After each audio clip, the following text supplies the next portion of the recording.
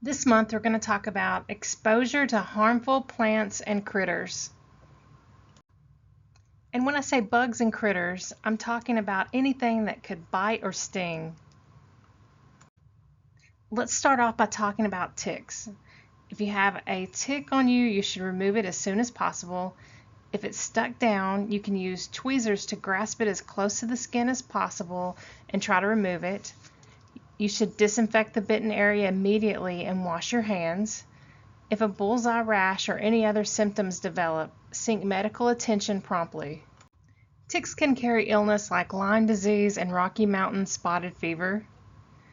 Lyme disease symptoms can be tiredness, stiff neck, fever, muscle aches, joint pain, circular rash kind of like a bullseye, and the picture on the left shows that. And Rocky Mountain spotted fever has symptoms like sudden fever, headaches, possible rash around your ankles and your wrist. And the 4 pictures on the right show a rash on an ankle. If you have been bitten by a tick and start developing symptoms, you should seek medical attention. Let's look at bees, wasps, and flies. Sometimes it's hard to tell what's flying around you. Some flies look a lot like bees and wasps. If you see a short, stubby antenna or really large eyes on the front rather than the side of the face, you're looking at a fly. If you get a close look and you notice the flies have only 2 wings, where bees and wasps have 4 wings. So on the right, you can see a close-up picture of a bee and a wasp. They have long antennae and 4 wings. In the bottom picture on the left, you can see that these are flies because they have short, stubby antennae and they all have 2 wings. Bug bites and stings for the most part are kind of annoying but basically harmless. Occasionally an insect bite or sting can cause serious problems though. This happens when someone is allergic to them or has an allergic reaction to them. So you should know when a simple ice pack can bring some relief and when you need to visit a clinic or a hospital. When you get stung by a bee or wasp, it will cause an immune response. You can have a localized allergic reaction that has symptoms like swelling, heat, and itching that's going to be around that area that you were stung or bitten. Or you can have a symptomatic allergic reaction, which that means the venom causes a reaction throughout your body, and you may have symptoms like you break out in hives, you start wheezing, you have shortness of breath, a rapid heartbeat, you may feel faint, you could have swelling of the face, lips, throat, or tongue. And if that happens, that's a sign of a severe allergic reaction, and you need to get to a clinic or hospital as soon as possible. A lot of people know if they have a severe allergy to something and carry an EpiPen with them.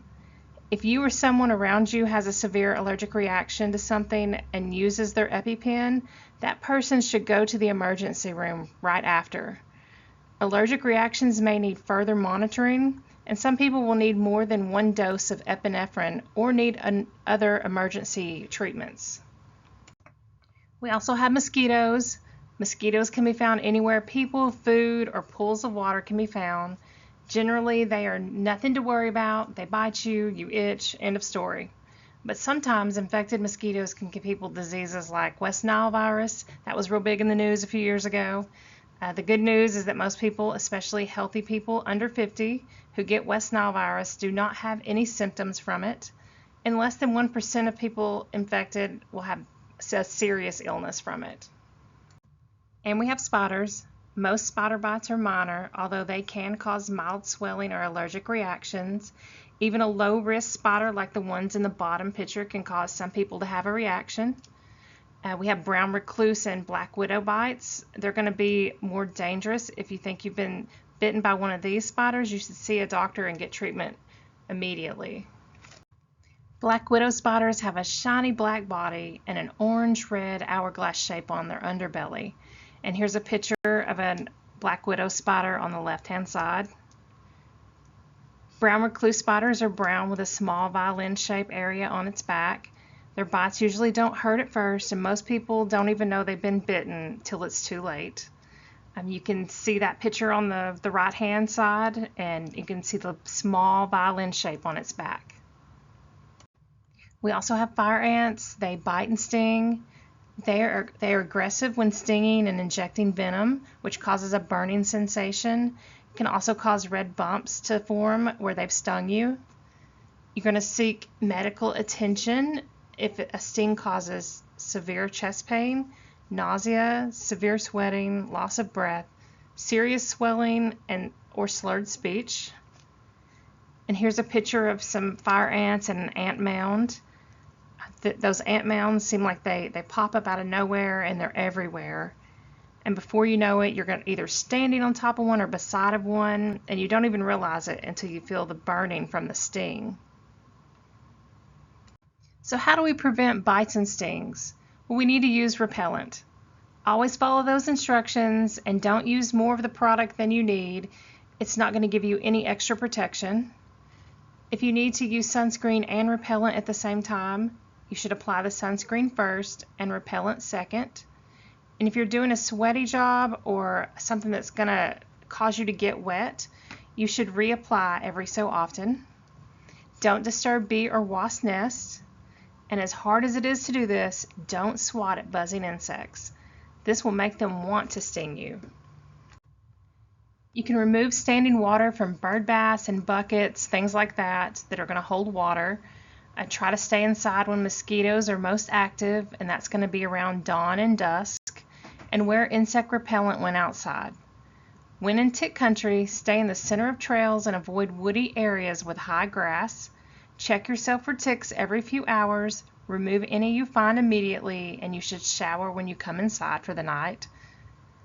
Wear light colors and long sleeves and pants. Tuck pants into socks, shirts into pants, and sleeves into gloves, and you don't have a lot of exposed skin to get bit or stung. We also have poisonous snakes. Mostly in our area we have rattlesnakes, cottonmouths, or copperheads. If you see a snake, you should just leave it alone. Watch where you put your hands and your feet. And if you're out in a snaky area, use good judgment. You should wear snake leggings or snake boots if you have them. And even if you see a snake that looks dead, don't bother it. 2/3 of people bitten saw the snake before being bitten, but attempted to kill, collect, or harass it. If you are bit by a snake, you need to get immediate medical attention. Now we're going to talk about harmful plants. And when I say harmful plants, I'm talking about something that you could have an allergic reaction to. In our area, that's most likely going to be poison ivy or poison oak.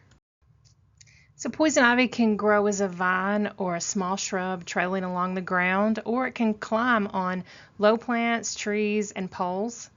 Each leaf usually has 3 leaflets with a smooth or toothed edge. Leaves are reddish in the spring, green in the summer, and yellow-orange or red in the fall. And they could have greenish-white flowers and berries growing on them. So I tried to put a picture of the different examples here on the left side. So that top left picture shows the reddish-orange leaves. The top right picture shows some of the berries that can grow. And then that little picture under the berries is showing where the flowers are growing out of the leaves. And then the bottom picture is showing the green leaves with a vine that is climbing up the tree. I'm sure everybody has seen some of this at some time or another. We also have poison oak. Poison ivy and poison oak look a lot alike. The poison oak leaves look a lot like oak tree leaves.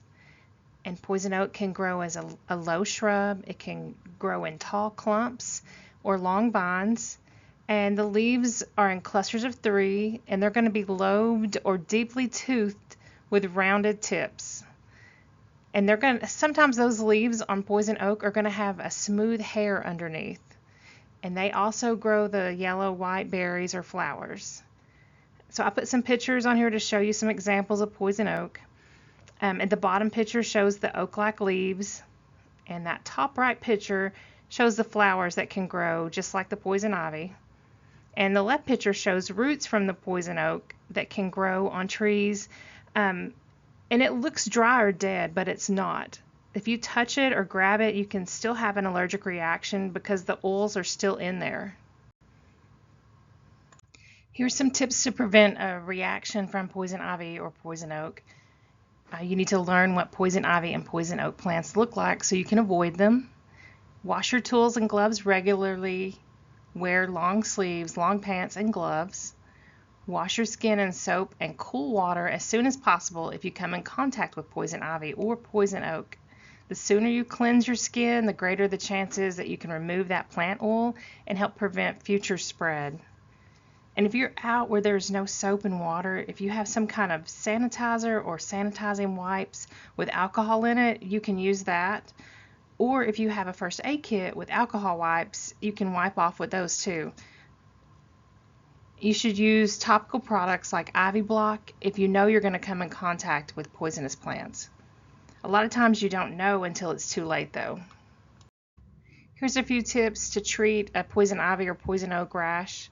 You don't want to scratch the blisters because the bacteria from under your fingernails can get into that blister and cause an infection into that open skin. The rash, blisters, and itch normally disappear in several weeks without any treatment, but you can relieve the itch by using a wet compress or soaking in a cool water. And some people will add oatmeal or baking soda to that water to help with the itching. You can also apply an over-the-counter topical medicine like hydrocortisones, antihistamines, and calamine lotion. A poison ivy rash is not contagious. Rash cannot spread from person to person. Oil that can be stuck to clothing, pets, tools, and other items that have come into contact with plants, and that's how it can be transferred to you again or to someone else. The plant oil lingers on virtually any kind of surface until it's washed off with water or rubbing alcohol, and those oils can last on a surface for over a year if they haven't been cleaned. So you can come in contact with poison ivy or poison oak in the summer, and those oils can be on your gloves or your tools, and you can use those items 6 months, maybe a year later, and there's a chance those plant oils are still on them and you could be exposed to poison ivy or poison oak again. The rash will only occur where the plant oil has touched the skin, so a person with poison ivy can't spread it on the body by scratching. I know I grew up believing that. I can remember my mom telling me if you scratch, it will spread, and that's not the case. Even if a blister breaks, the fluid in the blister is not plant oil, and it can't further spread the rash. And different people are going to have different reactions to poison ivy and poison oak. So I may get a single blister where someone else will break out all over from it. If you have any questions or comments, I'll try to answer them. You can come see me in the lab building, or you can call me at extension 104. My name is Mary Beth.